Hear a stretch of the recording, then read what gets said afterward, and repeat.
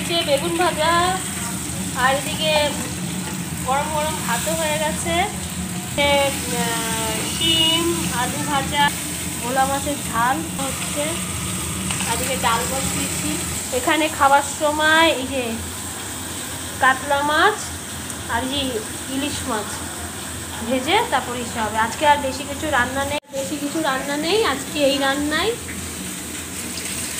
তো সকাল সকাল উঠে বাসি বিরিয়ানি ছিল, তো সেটা টিফিনে খাওয়া হয়েছে। এখন মাছের ঝাল হবে, আর বেশি কিছু না।